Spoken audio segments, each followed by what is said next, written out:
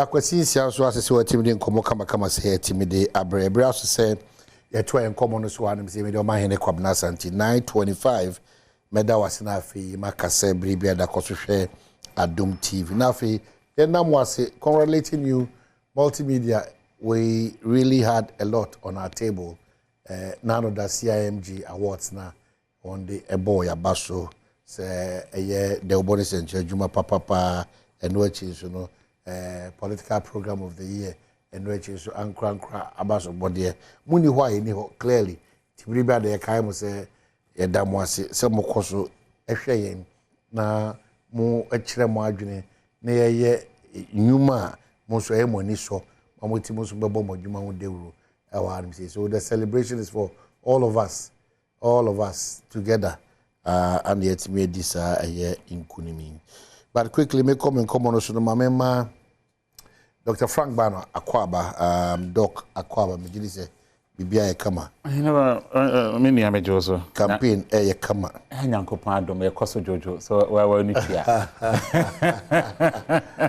na say surprisingly me who so for akon who origin me say who say pure origin no say and what's happening say na my campaign na say we ni tia say na adwuma na tie no na campaign no so no ne fap me dodo na akwakoye economy asem we economy ni from enyeye ntino message ha Dr. Mahmoud Mamia Alhaji eso editu dwa no na ehu behia se yebetumi de nchechiremu a eda ho kan ama Ghana fo se ye de nchechiremu no so kwa anye se nchechiremu saa keke e wo se yetumi e connected with eye Ghana fo eye constituency se na wo kan regional level no ti se ye ko Ashanti regional se be wo nko na wo nkaka se wo akọ resa e wo ho e wo se economy asem na wo keka wo ho a utumi echechiremu e wo eye kasa nipadodo na etumi etiase mu na omutumi eti message na ase tise uhumi say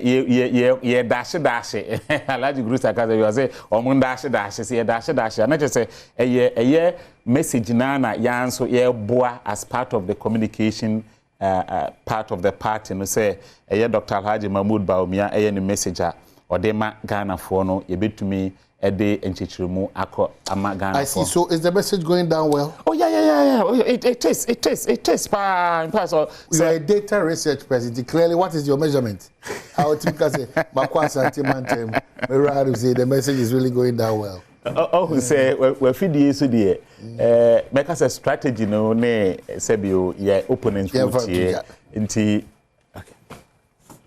Donc gusukasa enchichiremu ni de ebeya den say metumi ede atu edwa ama ebia akweso we ni we ntina ye but say me kanokre ne pa kyerɛwo anyone kasa me say wode ma in fact say model eba eye nhwehwemu a eye multimedia for no mo Adom TV for mo so mo na hokwa wo say obi freeze say mo da hokwa de nipa no he or she should revise the notes because Seba eye research na mokra mo ye on top of the game than most of the so-called research institutions are omode information eba bonten because mo nneoma ni bia me ankasa mehu no kra na edo bia na mehu adwurum enti ohenba de se ne obisa me no se wode wani ebom pempen ansa na afe no yemfa ne se ye be shase from January edi besi be se March na se wotwa mfonyin from be se June edi besi ene ya mete he kasa ya I can say on authority say Dr. Alhaji Mahmoud Mamia ede nanosum di etuja a osi form na oseyi na bedi echire eye ora ai Matthew Poku Prempe ede ono so ede edi no in fact adwuma ewumienu akaboma omoye no Ghana for do na potokasa majority of Ghanaians ayade a eye omo messenger omode ma Ghana for no de Ghana for no editum na mintumi ntranka se esipe da bi meka se esipia na no nso no medada me ho adwuma no dodoa na be se bosono mienu a yemfa no se wo bono to fa aka we edum no adwuma no dodoa na aka as a political party ye wa ben ma ye pese ye retain power na ye break it for the first time no the mechanism adwuma no dodoa no the aka no within the 2 months no so change ye twa for the BS 6 months or 7 months econo 2 months na kana adwuma no do na aka no so change 6 months or 6 to 7 months ye na etwam no tikakra me so mechanic say we a new patriotic party member. We are Ghana ni, and we are MPP ni mpokeke. MPP ni, we are Ghana ni. Nese o GDA mapa wa Dr. Alhaji Mahmoud Bawumia mu. Se ono ni obia ni message oni tuja. Ene ye hwe bia eye the global economy no akako jina especially. Sisa da betra na me kan no. Me say ade ba kwa edi abibi manya ene Ghana manya ene se Ghana ne abibiman the friend say industrial revolution ene ye ka bibi to say for the fourth industrial revolution me ensa na ba twema ye nya mfaso bia wom ye nya mfaso bia wom because ye nya sebi o omampanyi ana se obi a obetumi de na si ho e ka se o ewiase no se na eko nti e wose etumi de enoma gu akom se na be ya emfie bi ese edunum aduonu a eda ye nimu no ye Ghana man no se ye kasa de we ye ne betumi ani asembe na make on him I mean say menua anano better me can say the first industrial revolution occurred in the 18th century the main idea na ye ne anchor pa no a discovery of steam say ye nya engine ye betumi de ada agriculture and your many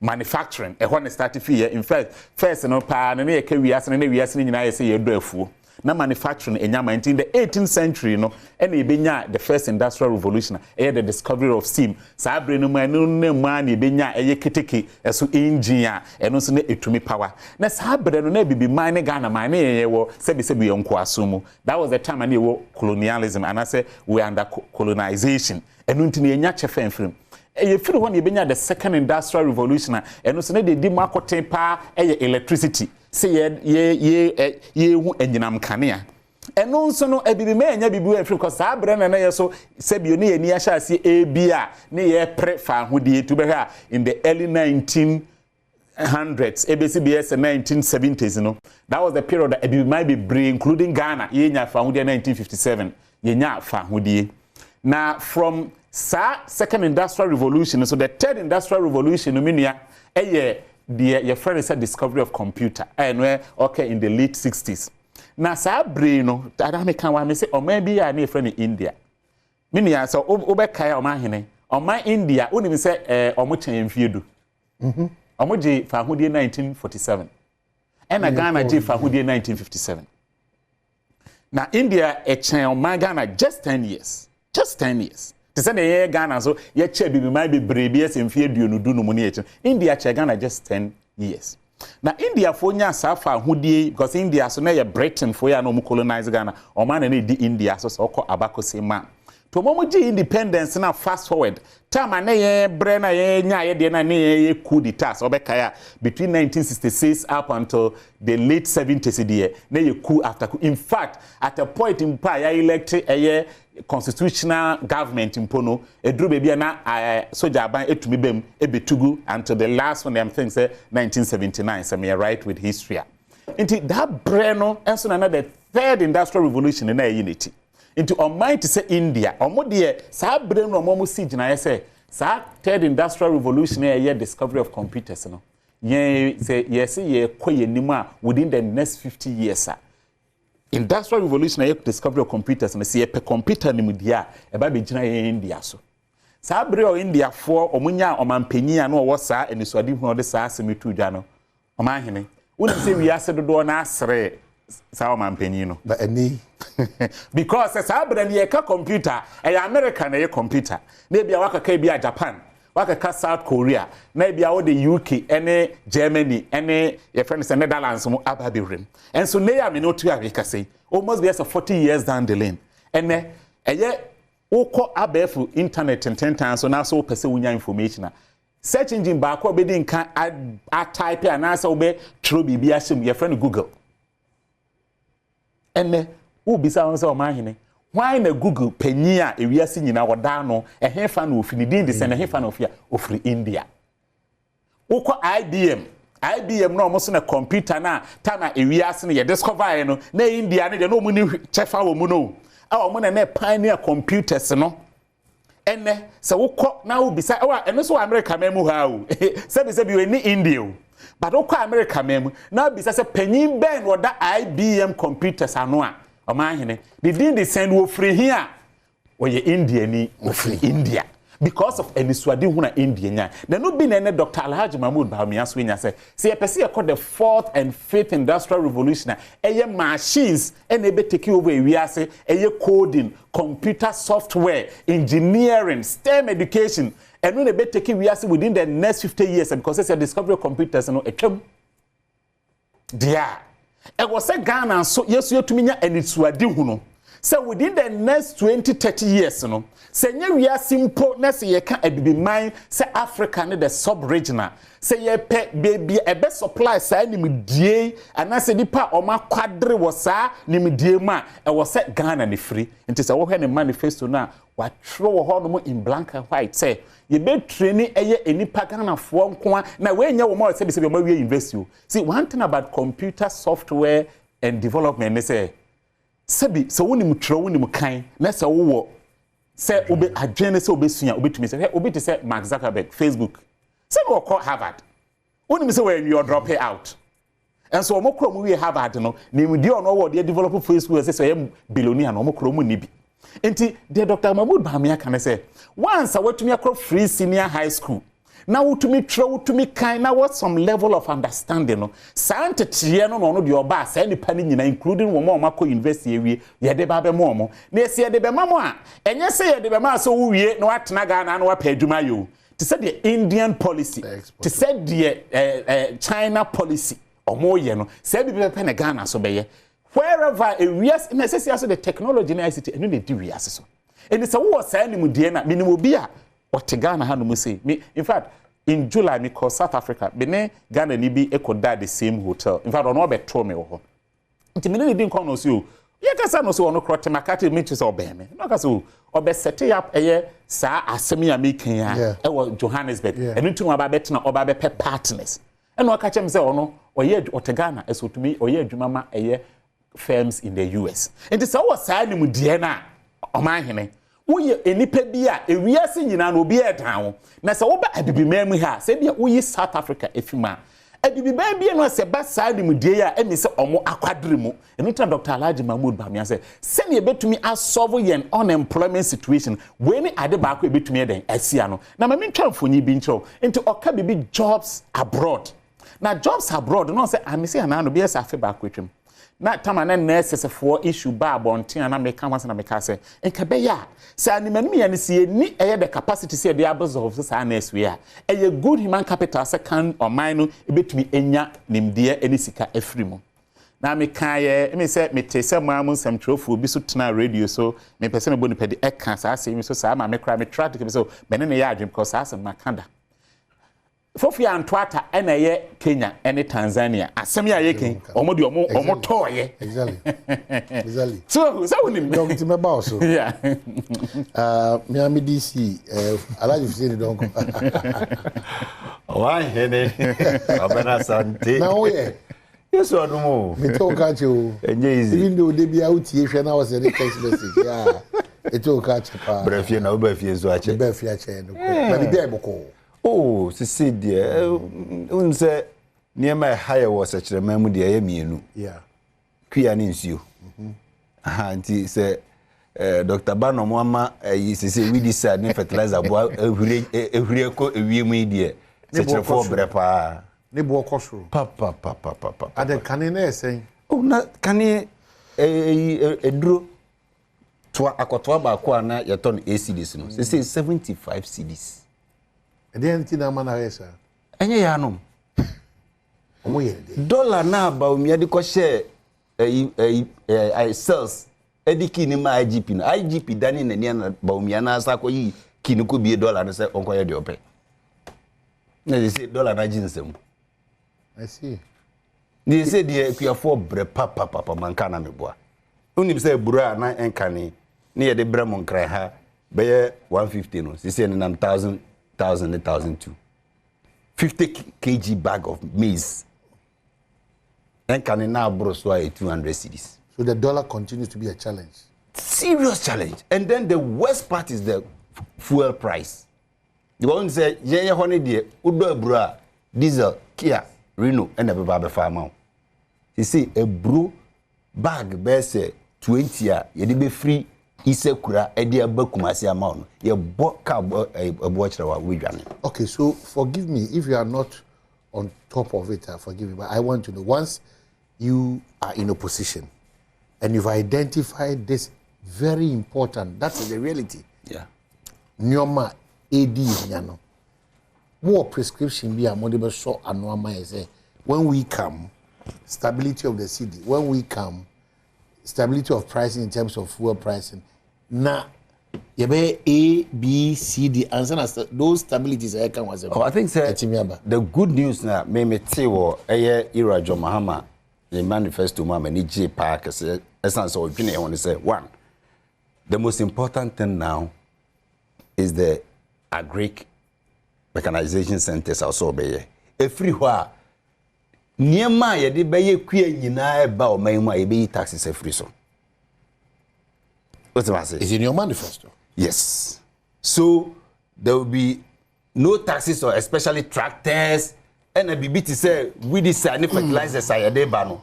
Ye taxes free so a e be man ne bo na kofo ma makuafo. Enti ukoto wi di enka ne ye to no ACDs and ye to no be say 80 cedis no. Senyame ya do na jo Mahama ba no yi taxes ni free so a they will be forced to reduce it. Why do we believe what you are saying? And because why was it not done? Same question to Badwam Mpenpensenmu. Why was it not done when you had the opportunity? During NDC time, na Kutokuru, any sanya many na taxes in issue. We decide this fertilizers are near the Badwam there were no taxes on it. You know them buy no say we heska. In 10 years, sabi apio kura the taxes at also. So, you know, we've done it before and we can do it again. Just because of that, not because of that, because the shame Ukraine say nipa na o kakua fo asem no no anka say kuani. John Mahama is a farmer, so he understands the burdens of farmers. Into aka say ade we na edi enya enya say edi mumu nya o edi enyina enya no anka say he is suffering it now because he is a farmer. He knows what the farmers are going through. He knows what it means to say ubedo efu pantanjo ana say isekura ana say e friend say nyame ani na sebe ekwan ni hu a ka be soa wa burodi abakuma sinti no obre enkane ye koko rules a mo ben ye friend say koko communities ni nyina yetimi ye ma ebi be somoso iti from Kumawu to Drobonso ayeye no Drobonso na sebe enkane na ne edua koko se koko ni hobio nanso Kumawu ada romanti koko rules na ebi son ye so otimase by no koko rules na akosi sei koko na mu kra ye nya bi ye nya tonija ye pe ne ada yakopesi ka ye pe. So that is the challenge. So for me, the good news is that one, there are going to be tax incentives on especially agric inputs. Taxes free so. And what you know, John Mahama said, "Oh, Baba ye agric assembling plant and the agric mechanization centers in all districts." In Tinya Fena, a friend is saying, "Ye kope." We decide tractors there are tractor assembling plants within the district. Oko honuma fertilizer no aba eguho. Enye say we MPP na e ma o chi se wonko akwaji ni bi da bi. We koko kuani a fertilizer no NDC tani e de che free. Ene ye ton ma o. NDC saba fertilizer na ye de be che free. That is what we want to do. Nti me eno na se me nkran especially obi a me free kuya mu de se me nkran kese pa wo mu no. And aside that, there's some many jikasian say, who said 24-hour economy no, and cry for more explaining my monquamo. Because more for some of the monquana manufacturers. Yes, manufacturers depends on raw materials. In Tian no na Nana Johnson award Nyamiama number 2, Nefu on a Nefu super, no 200 acres. Because Omo ye kuko feeding in as a form for Bruno. They take maybe just 500 bucks. But and then we say, oh no, produce nkoko feed no, yeah, you 24 hours. It means he will need more raw materials to feed the factory. I just say, this Nana Johnson, this or train phone. Instead of 200 acres, he has to go like 400 or 500 acres to be able to meet the demands of the so you are injecting capital in their businesses. Yes. Is that the case?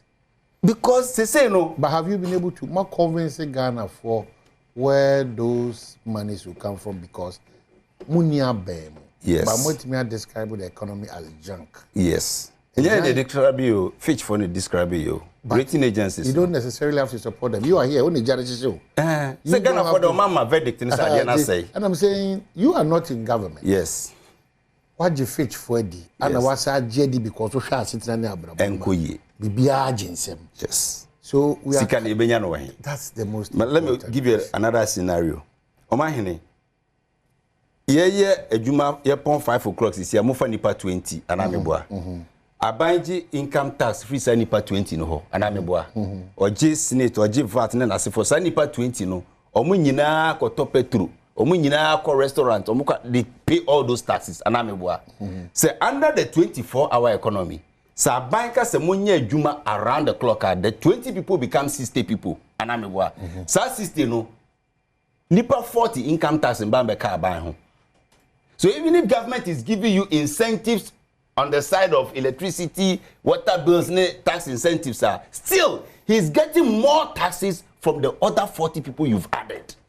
The other time, this conversation I said either the NDC, your intent about the 24-hour is good, but the explanation doesn't sit, or you have to go and come back with 24 because you might have. I understand your points. You might have that, because me make your examples. Yeah, I'm operating a facility. Yes, an abattoir. Good, huge one. Yes. In fact, before your 24-hour, the request was that we can work throughout the whole night. Excellent. Good. But no, yeah, the kind and the man materialize. Yes. A whole lot of factors coming go into it. Yes. Key in my situation amongst it, one, power. Good. Power. Yes. Two, the demand for me products. No. Excellent. Demand. Good. Three, the mabeshe baby amenya ensoase every push because good. We've gone through all the regimes seeking for assistance during your time from the recognized exim, and today recognized exim has been hell. Omahene, I have good news for you. I said the movie I'm man no don you know. And you need the women don you. Yeah, they don you. No cry woman say government is the biggest, if I say, stimulator of demands in this country. And I'm a boy. Correct. Sisi a free SHS. John Mahama say obey enhance free SHS no, or the private schools back home. Number 1 on the free SHS ni say sebi niema ankola ni dikuranse say this year bank ran ya ba be file buro every buffer stock e dey akoma adwirafo. What be that? Adwira ene nkran man enfa na edo mo mo mama omo ko bu dwoma ko di. Enti no wo adwira wo drobonsu school ya enwanum dia ye drying line omo pese omo be komi. Instead of some baba be file buro no drobo nkran no montom aburo montom nkokọ montom nkosua bibia wo sexual farm plains ho. So imagine even the secondary school alone demanding. Imagine say police fo a e wo Ghana nyina soldier fo a ye no aduane ma omo nyina no mundiema mu hia no buy it here in Ghana. But it's not as easy as we put it. Government can easily do that because government is the one buying it. But you have been there before, even as a DC. Yes. There are certain decisions. About the Senate, 2012, yeah, call Supreme Court. About the Senate DC, mitimitina, many dissect, and as a case, ya bane sabi apete, ya close all beer bars in the district. Were we able to do it? We gave a 48-hour ban on all beer bars in the country, in the district. The whole district will be MBA apete shiba, and I say beer bar, OMBA, juma. I didn't need me juma because the powers of government was what enforced. And I make a choice say ne Chinibu akobia your friend say in Sutaman St. Monica's nyina ka say ye ton kosua ye ton kokko ye to aburo every drobonsu nsuta ne adwira. Can we even meet that demand? But this is Wadarama, that's what I'm saying, you've been there before. So enye as rosy. No, as you are painting. It is just the political will. See, ye kasi ye man crofobin pesika ngu omo bottom in the name of buffer stock. You decentralize the idea now. But you know clearly the establishment of buffer stock was not to put money in people's pockets. But now that is what is happening. Reasons. Buffer stock was supposed to be enforced, and now you say, Sebi, insurance, food security, this is where we should have enforced buffer stock. This would have been the most useful time for buffer stock to come in and say, okay, ebrono sote, yenye binto. Abaya to be bregu ho mombeje sambre ye bro ni nam 1000 series ni 1001 na asefo no se bro bua kosoro dodo dia buffer stock ye de bro na ye ya to agu ho no abe wura system num bro ebo entimbra form. That is what buffer stock was supposed to be used for. What you are saying is like your path that you chose, that the NDC believes in progressively getting our education there as in free, and somebody said that our belief is that it should be now. Again, somebody's belief is that let's centralize these to cut off nyoma bia na tititi say koko so bra ekudidwa and nasefo no. Also believe they say ye ntuma o man headmaster or say twitwi say twem tibiti baka okes is ye no kwada ne se wa de me bra. That's okes o. That's okes. Yeah, mo fa chem se babodi me ma me go school kwa another girls school. Kumasi Wesley girls. Ye fa sika ne ma lava mankwa. No, your headmistress. Yeah. No one could didra. Yes. There's risk. There were two factors. Baku, Jiwusika, what could do that? Probability say a honor movement. You can easily account. You can easily hold somebody responsible. You can easily account with you can easily hold the buzzer. You can easily hold. You can easily account with buffer stock. But the distance of transportation. Security of transportation, have you factored those in? I didn't know because there is shortage. I didn't know schools need be in contempt. Do you even know the quality of what is coming from the buffer stock? Okay. Because the headmaster nankasa ko sebi drobonsu jom, insuta jom, and I say jure jom. No nankasa kwa. Ordinary ko share bro na otono. He will put the hand inside. Obe check quality and san wato. Bro na nko ya onime bro okotono honti oni ne be kwa akotwe.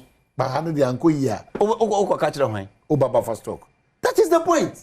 And we get weevil infested cereals, we get contaminated foods, more I spider the brand colano. And then colano did anything saying. And the worst form of it is that, and then Omahene, and Canina will be who say, oh, Omahene, now you're senior. We your friend is saying schoolmate. Now we are even suffering the deficiency of schoolmate system because Form 2 no form 1 for kwa form 3 for ku ewofie. Form 3 for no beba form 1 for no kofie. So there is not even that adwin po a ye Kwame Nkrumah mo de buy say yenye this kind of amalgamation be ye social. Yes. It no me buy me say oh na me wo form 1 there na so me buy na wo 6 form. Nti o ma hene minimo. Schoolmate system ne sa de ne say yira.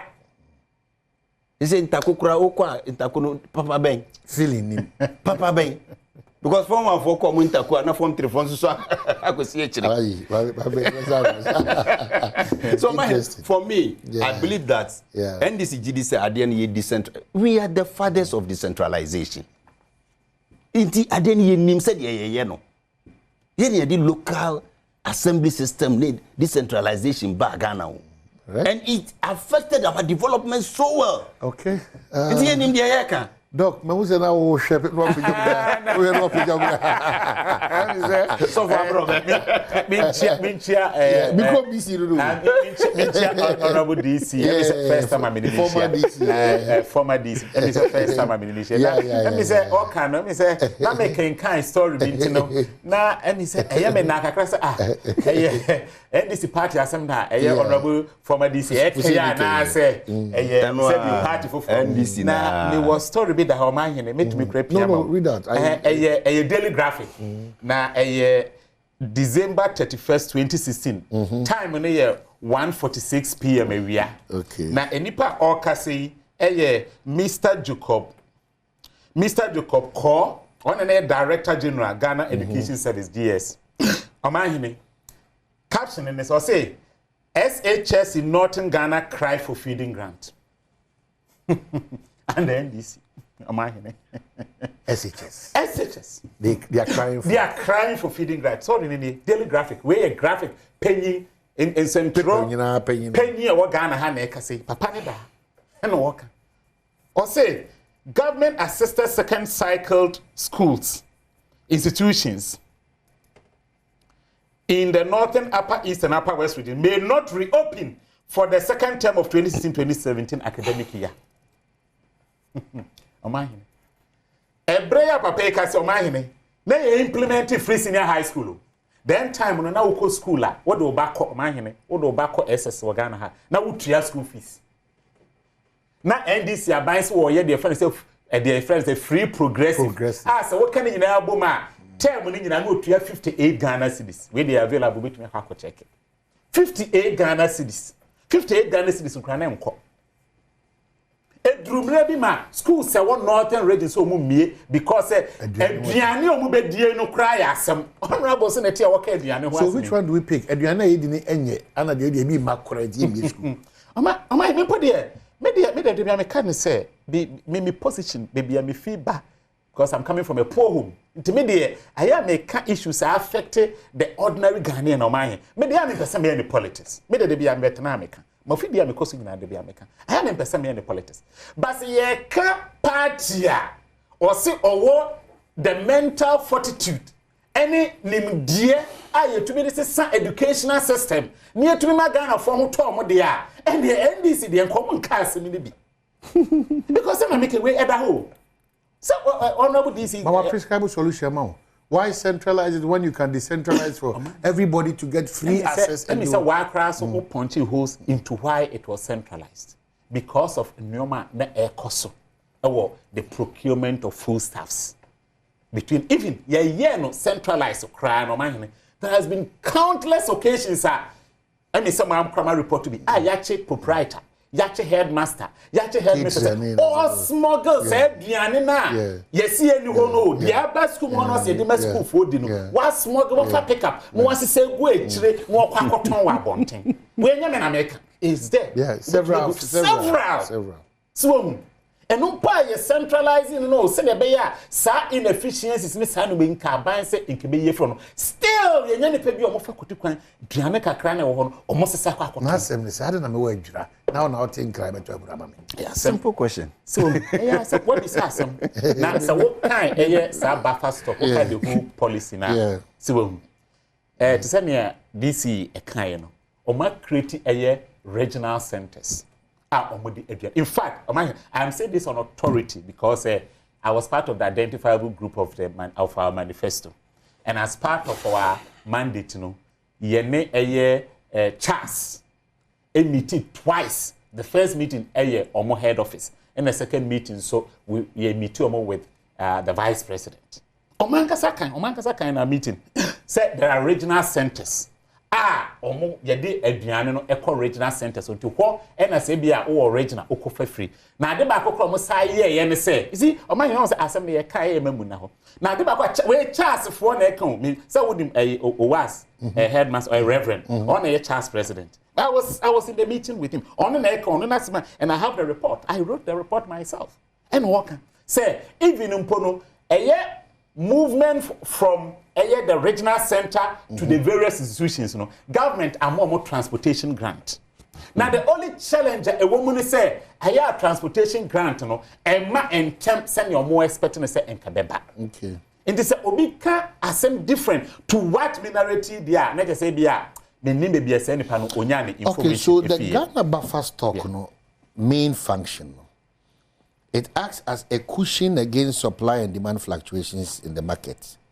The purpose of buffer stock is to stabilize prices, ensure consistent availability of essential goods, and mitigate the adverse effects of market uncertainties. Supply to schools bio.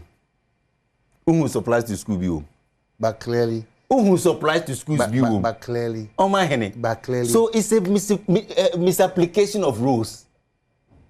That is not their role. buffer stock ni omo adwuma na omo ye no enka komo ya abai food security ya ban yeso yi buffer stock adwuma say da bi side am starting releasing grains. Yes. Well, so you see yeah kind story am so men kan bi nchire no. That's why I say you bit ma twendawre. Because much there was food shortage in all our secondary schools, especially we are building on a positive note. They be hear me. Yes. Say, what be here? We should go here. But still, there's a challenge. Who is better prescribing the most relevant? That is prescription. And I'm actually saying, Adom. You believe in decentralization still? That is the best. The headmaster for only 12 years. The Ben out that we're gonna say. Sebi, there was food shortage. There was a food shortage.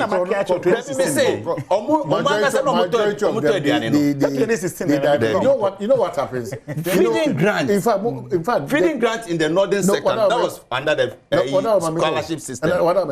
You see, we have policies nearby. Yeah, na you could my name as you know as president. No? Yes. Yeah, na you could my name. That has been the challenge because in your time. If you tell me decentralization was not working, it's working. But we na headmaster, be headmistress, be catering, na diversion. But and na food shortage in hitting Kolani sao.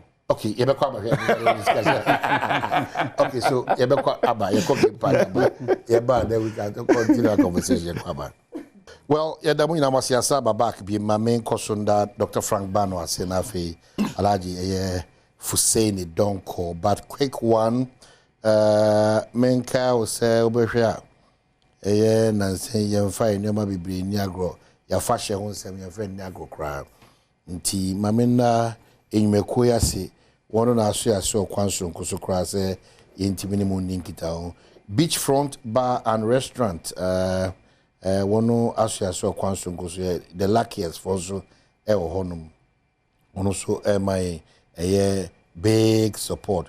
Beachfront Jamaica wanna say me one Cape Coast on us so Quanson so the luckiest for the one you may dear one do sonko at the Boma Butum there. I tell you much about prices I want at the Atuja, especially when you are winning the ultimate prize. Sir, and you may call your so Quanson so a fashion trip be a piano on the dear at the Abano. Doc. My name is Obe respond to Kakra to and I have one of the topics in wrap up now.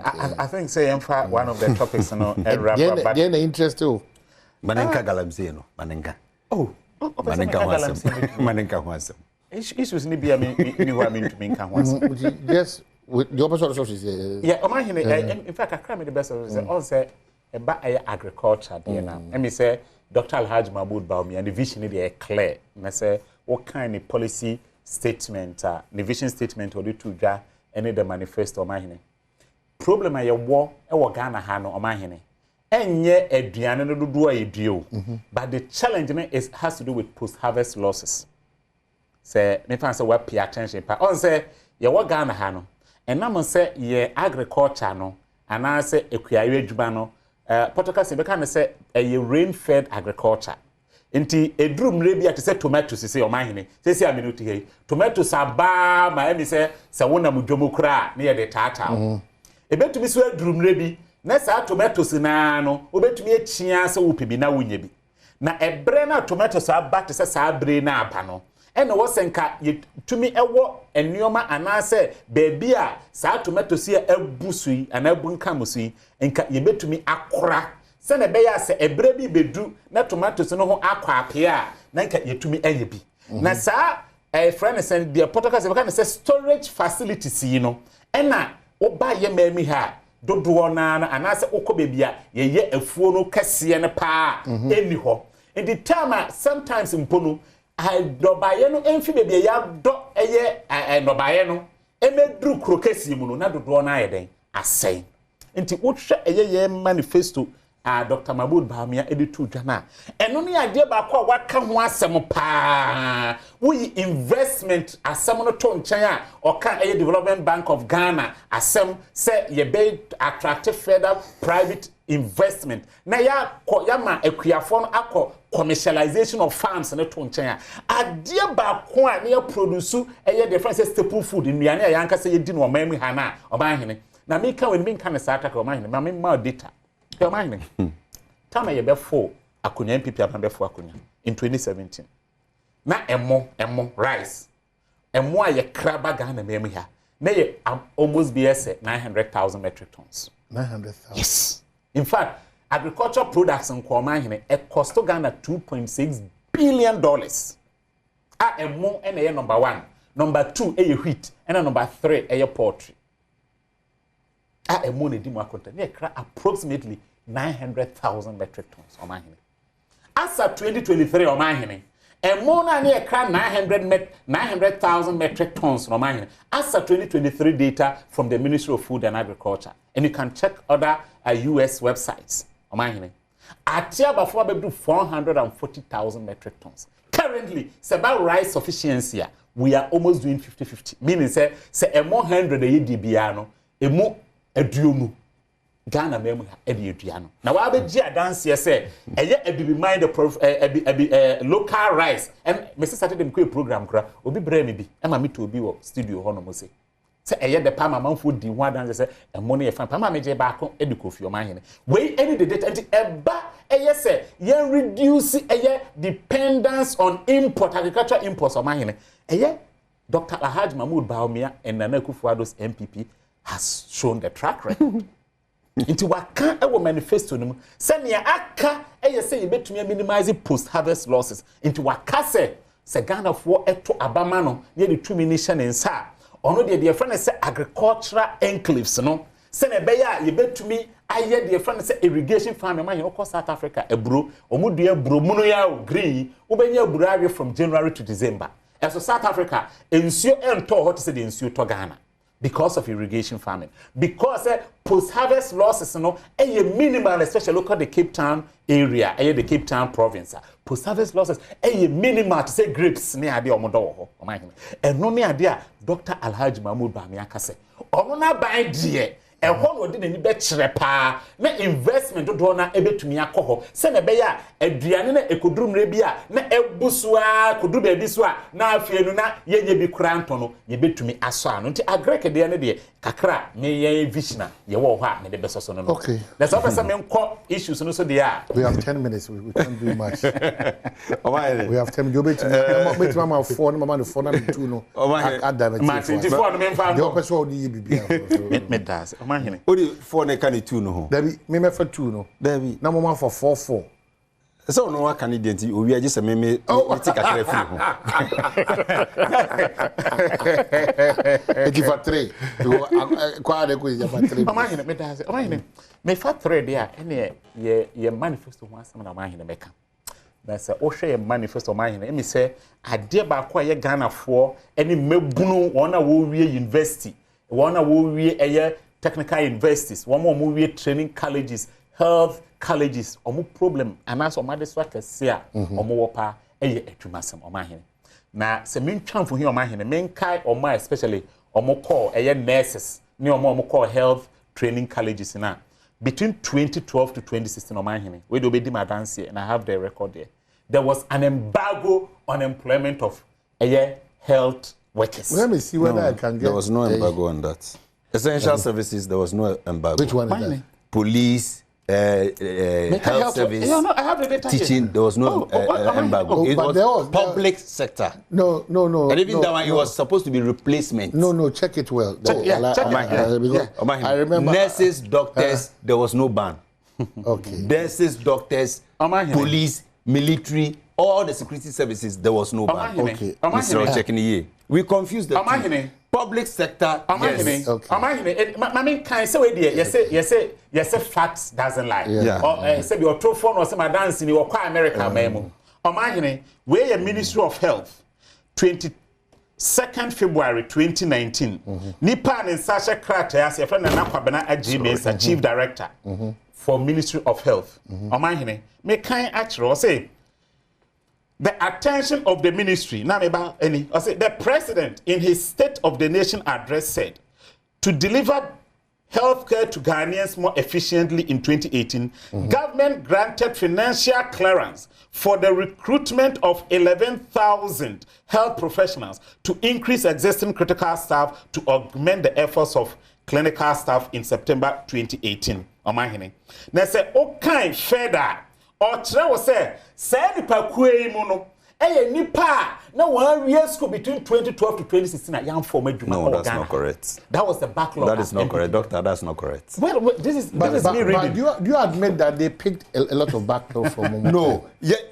You remember I said November 2016. There was clearance even for private nurses. Private schools near mark clearance informal, and they came and they stopped it. When they won, they halted it, and they re-implemented it in 2018. Claiming say omu nama sa clearance no. What am I saying? Doctor, clearance. No. Under the IMF conditionalities, there was no freeze on essential services. No. You see, me letter security. There was no freeze there. Also, made my kind document. And I make sure I say, we say no yeah. Clearance in November. Must stop on. Now clearance in a way. And I make sure I say, yes, you gave clearance. You stopped it. No, and you re-implemented it. Clearance in the. I don't have more than 2019. Yeah, and I make sure I say, was it from 2012 up to 2016? There was a ban. I'm saying even IMF no cry called 2015. So how can there be a ban? You were not employing. No, that is but not where true. is the data? That is not IMF true. orders government to freeze employment 2015. In August public 4. sector. Oh, don't worry. Let me read. I'm not ready. I want us all to go through it. So the recent 3-year loan agreement concluded between Government of Ghana and the International Monetary Fund contains agreements to freeze employment in education departments except for those under education and health. The agreement also expects Ghanaian authorities to limit the nominal increase in total wage bill to not more than 10%. Currently, a number of workers' unions have been calling for a review of their conditions of service. The ceiling placed on how far government can go as far as salary negotiations are concerned are setting to take negotiations over salaries between government and union. Okay, so I think the leading one is that except the recent 3-year loan agreement concluded between the government of Ghana and the International Monetary Fund contains agreements to freeze employment in government departments except for those under education and health. My main pick is former president or the one former president was incoming president and I say okay, so this is the EC office. And who is there first?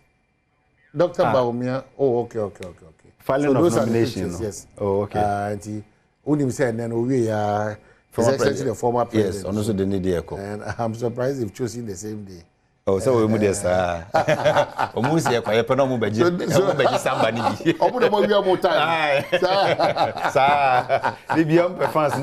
So wrap up for us. I think on our Greek side, we've both agreed. There cannot be policies towards post-harvest losses if there is no bumper harvest. Yeah. Into a on bumper harvest, you can't be thinking about post-harvest. What am I saying? Mantos nebu yehu de ye. Into what? HB ebe kwa atwe. Omahene, ebi ne say, oka say, okoye polugu a wakodi sika na polugu da sugu hoi. But also nim say polugu nko a ya. What polugu can produce for Ghana? Into 1.5 billion obi akwaje akodi hana. Somebody. Na investment here What is $12 million a day? What's not the way they be? And for me, Omahene, there can be no ambiguity about our intentions towards agri. Yes. Because sebi galam say it's because it's affecting agriculture. They say you don't even know the quality of the food you are eating. Very true. And now my main samboa Dr. Biom and mona eswateno. You see, government's own deliberate policy towards local rice production any day. And yeah, you can donate some you hosi mada Roma or mu produce rice locally Maya. And there is this time I say never come oh the person no Ubo one ever pure no the one district one factory akobo. Omo say who can so ba be mama wo dey mama wo dey yes and I mean say why you be afa why you be afa doctor what has been your deliberate policy towards it o man doctor oda mama nkasa sprinters omo sprinters also omo be bie fa me fa to no wager sisi ya oh really so on say be doctor we say me time ya no mu see me your mind come na sent let me tell you what now 900,000 about 440,000 I will say